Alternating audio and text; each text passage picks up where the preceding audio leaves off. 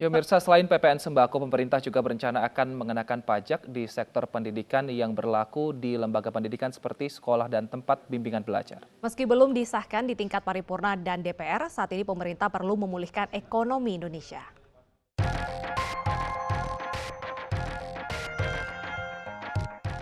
Sri Mulyani menegaskan pajak untuk pendidikan masih wacana. Pemulihan ekonomi Indonesia sedang menjadi fokus utama pemerintah. Fokus kita sekarang pemulihan ekonomi. APBN kita berikan untuk membantu masyarakat survive.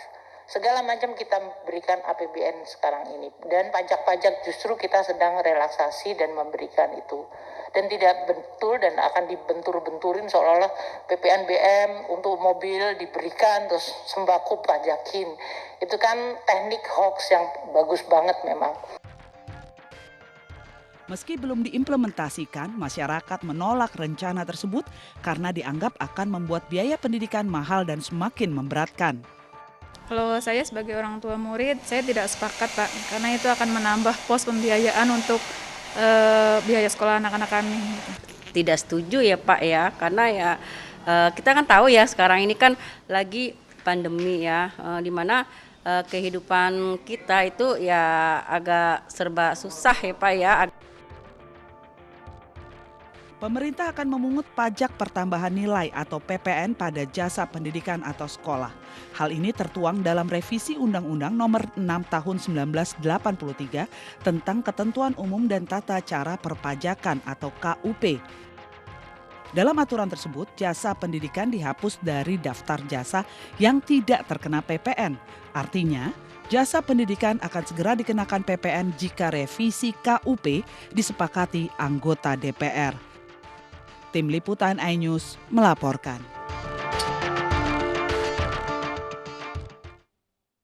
Pemerintah berencana memungut pajak dari sektor pendidikan. Hal ini memicu berbagai reaksi dari masyarakat, terutama orang tua siswa. Untuk membahasnya lebih dalam, sudah bergabung bersama iNews Siang, pengamat pendidikan Ibu Antarina Amir, dan salah satu orang tua siswa ada Mbak Stasia Kristi. Selamat siang Ibu Antarina dan Mbak Stasia. Selamat siang, Mbak. Baik, saya akan ke Ibu Antarina terlebih dahulu. Ibu, apakah tepat memberikan pajak pada biaya pendidikan anak didik kita? Ya, saya sangat prihatin adanya wacana tersebut. Ada beberapa hal yang ingin saya sampaikan untuk dipertimbangkan. Nomor satu adalah harus dipertimbangkan bahwa Undang-Undang Dasar Pasal 31 mengatakan setiap warga negara berhak memperoleh pendidikan dasar dan pemerintah wajib membiayainya. Artinya peningkatan sumber daya manusia yang berkualitas itu merupakan kewajiban pemerintah. Memang ini dilaksanakan dengan sekolah negeri. Demikian poin yang kedua adalah dari sejak dulu sebenarnya kami pihak swasta itu diberikan apresiasi. Ini pendidikan formal ya. Diberikan apresiasi oleh pemerintah karena telah membantu. Mayoritas negara-negara besar, China, India, United States, kita nomor 4. Dengan penduduk 260 juta, itu tentu tidak mudah untuk menyelenggarakan sistem pendidikan yang berkualitas. Sehingga dari dulu pemerintah menghargai kami yang membantu keterlibatan swasta dalam peningkatan SDM. Jadi, Baik.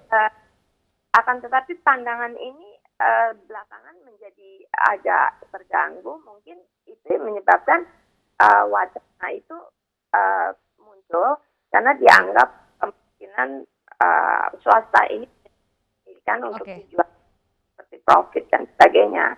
Padahal ada 2-3 poin lagi mau ini. Jadi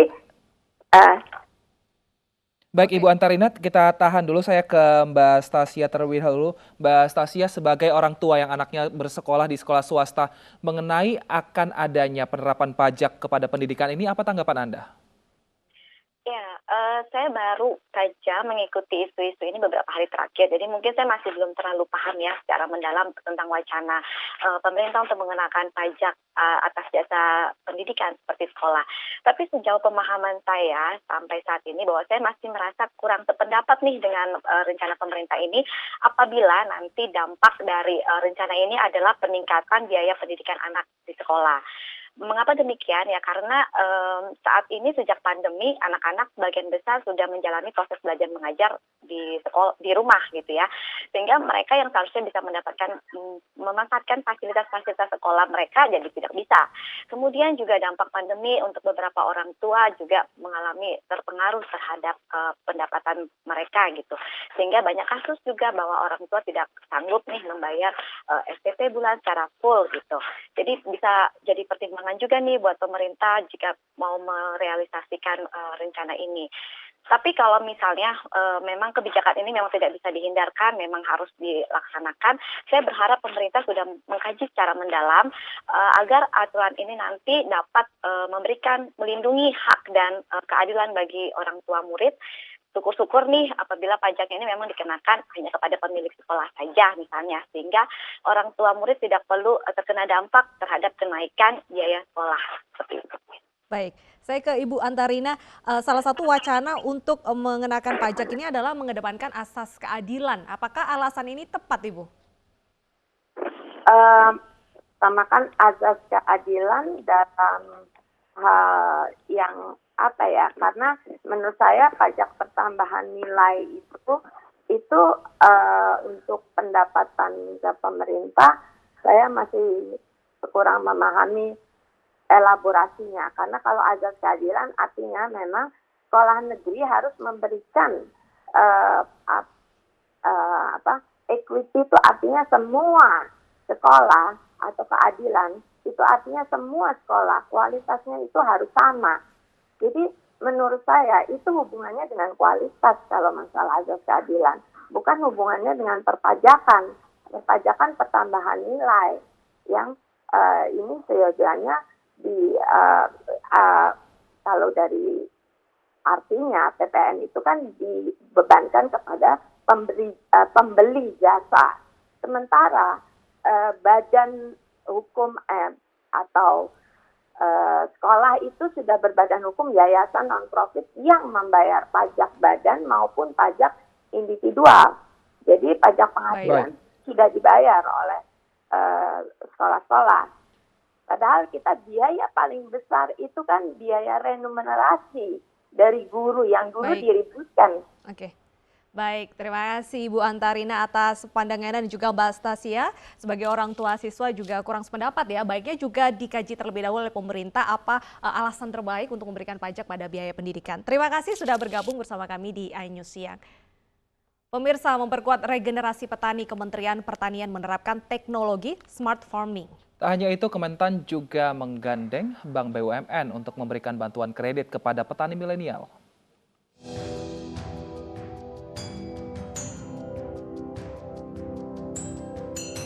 Sadar akan pentingnya regenerasi petani di kalangan milenial saat ini, Menteri Pertanian mendukung upaya anak muda dalam mengembangkan sistem pertanian berbasis teknologi aplikasi.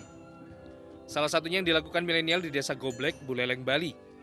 Dengan sentuhan teknologi, generasi muda memudahkan para petani untuk bertani dengan cara yang lebih efektif dan efisien. Dan memang smart farming ini adalah solusi terbaik untuk kita di petani muda, untuk mengajak-ajak anak muda untuk semakin tertarik di bidang pertanian. Jadi pertanian itu bukan lagi pekerjaan kotor-kotor di kebun saja, itu pekerjaan kotor-kotor, berat-berat, panas-panas, tapi juga bisa dilakukan dengan teknologi. Sebagai bentuk dukungan dan apresiasi, Menteri Pertanian meninjau langsung proyek yang dikerjakan anak muda. Mentan bahkan berjanji mengucurkan dana 70 triliun rupiah untuk produk pertanian. Sementara Kementan juga menggandeng Bank BUMN untuk menyediakan kredit bagi para petani. Dan hari ini bagus atau pemuda milenial kita di Buleleng ini mencoba sebuah aplikasi bersama BNI yang kita support bersama. Dan ini sesuai arahan Bapak Presiden, bangkitkan petani-petani muda kita untuk bisa tertarik pada bidang pertanian. Selanjutnya, Menteri Pertanian mendorong agar usaha bina pertanian berbasis aplikasi ini bisa menjadi percontohan bagi daerah-daerah lain di Indonesia. Dari Buleleng, Bali, Zaiduddin Yasin, iNews melaporkan.